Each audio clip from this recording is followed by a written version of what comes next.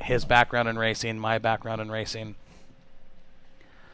He just was in awe of this race car show that we put together. He says there isn't anything like this. People don't do this stuff anymore.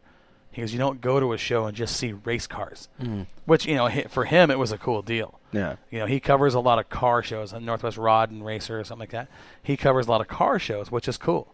But to see this and promote our sport was, he said, man, this is cool. He goes, I just can't believe you guys do this. And he goes, I can see the amount of work that went into this.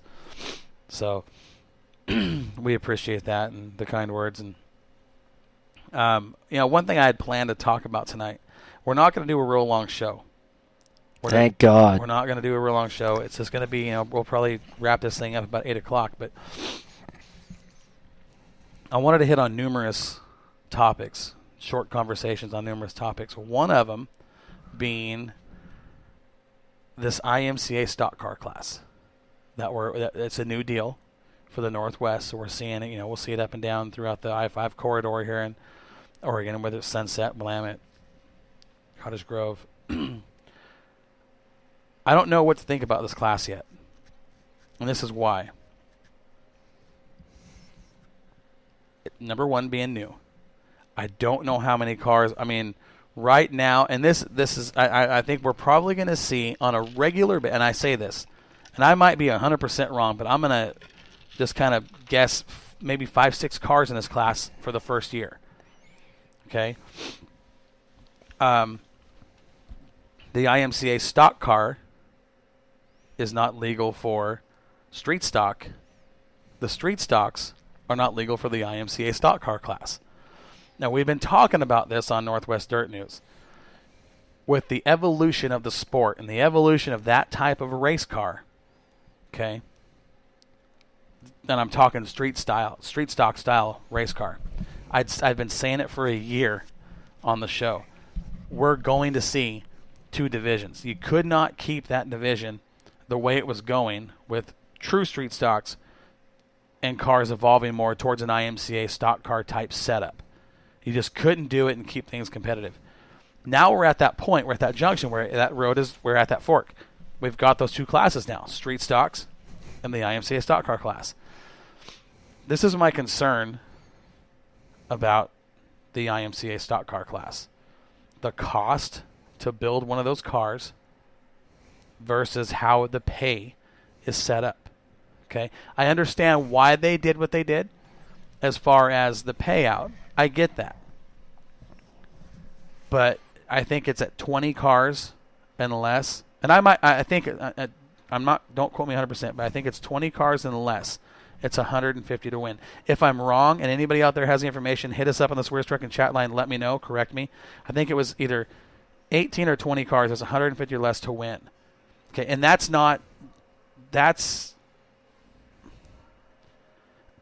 for what you put into those cars being what they are versus the scale, the pay scale. I think that might deter some guys. You see what I'm saying? Because if you look at what IMCA says, and I think, you look at like Nodak Speedway and you look at the tracks in the Midwest, I think it's 450. Then there's a lot of cars there too, don't get me wrong. There's a lot of cars for that. And it's going to take some time to build this class. So it takes some time to build this class, and that's just what worries me is the cost coming back to this division. Gosh. Joel says, I just opened a can of worms. Maybe, but I just want to talk about it. This is what people are talking about right now. These are the topics people are talking about. I'm not saying anything bad. I'm talking about this particular class of cars and the evolution. That class of cars, if you look at what they do in the Midwest,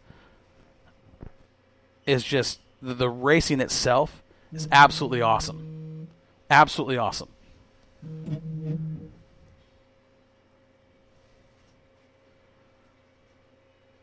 Joel, you are live on the air. What's going on? How are you, buddy? I'm doing well.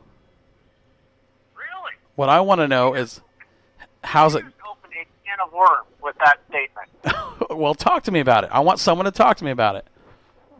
You want me to talk to you, or you want me to yell at you? Well, you can't yell. Okay. Well, you're lucky because I'm in a secluded truck. I just got done doing what I'm doing.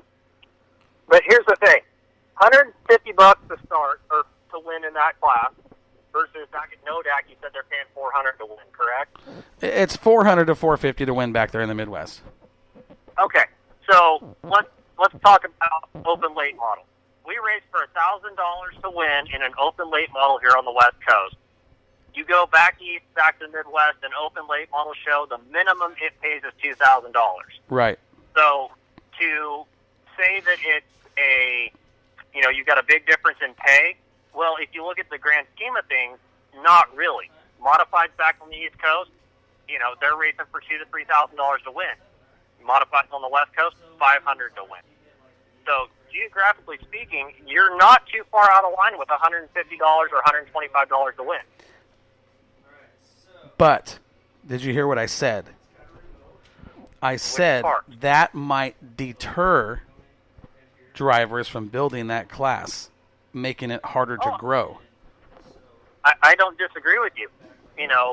One thing that I'm seeing, and I've seen with those IMCA stock car rules versus our open street stock rules here, Willamette Speedways in particular, because that's what I'm familiar with, is that you can take a metric car, like Dakota Goddard has that Monte Carlo, like Andrew Langen has that medieval Monte, like Brian Kronk.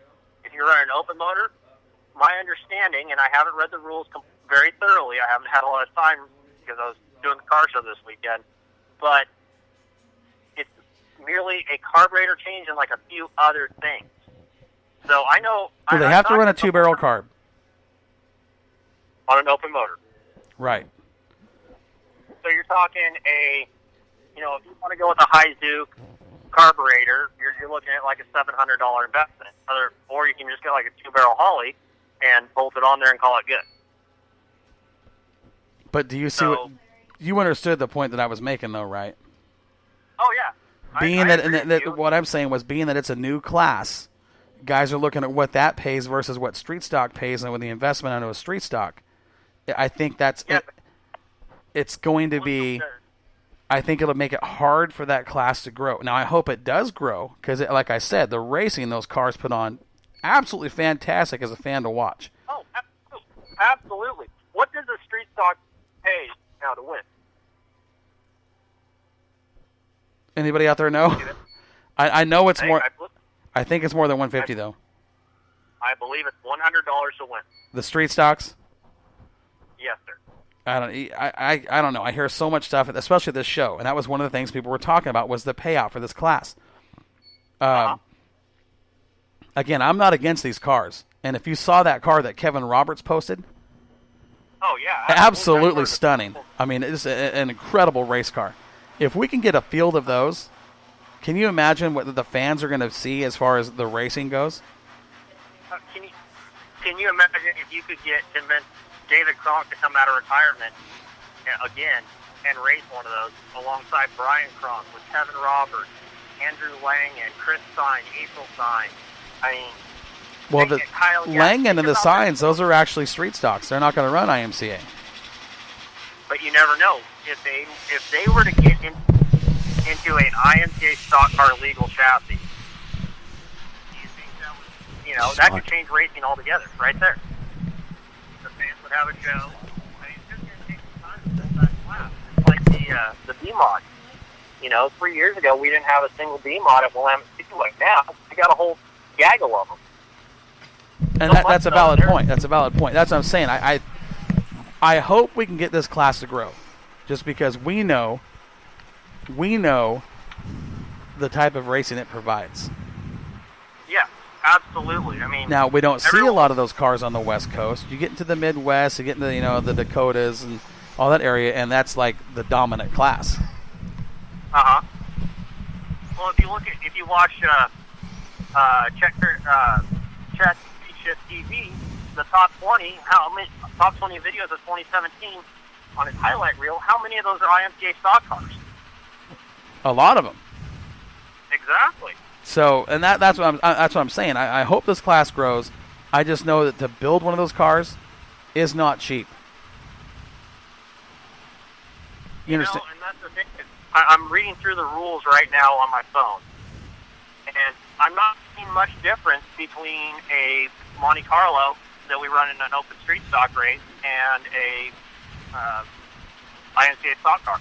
You might not see much difference, but the differences are pretty significant. Yeah.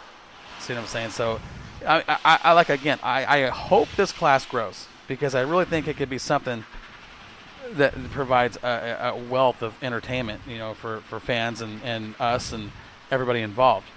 I agree. I think it's going to be a hard class to grow, given we've got so many classes, not just here in Oregon, but up and down the West Coast. Rules vary from state to state. I know with IMCA they're all the same, but you don't even see a lot of those cars in California. Not yet, but why be a follower instead of being a trendsetter? Well, and I get what you're saying. Do you think that this, with what the Shrams are doing, instituting this class, will change racing on the West Coast in those ranks?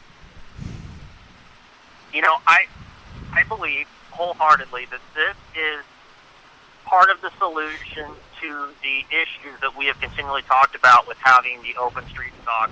It's supposed to be an entry-level class, and then you have guys stepping down into street stocks to have more fun with racing, and they end up being the dominant cars in the class. But I think that by creating this class, it's going to be one of those things that we're going to have to sit back and evaluate it here come September or August to see what effect it's had on racing. Because honestly, I think it could go either way. It could be amazing for the sport, amazing for the fans, bring people back to the track, but at the same time, there's always that possibility that could be detrimental because we're increasing from 6 classes at a speedway to 7 or 8, and, there's the old saying, fewer classes increases car count.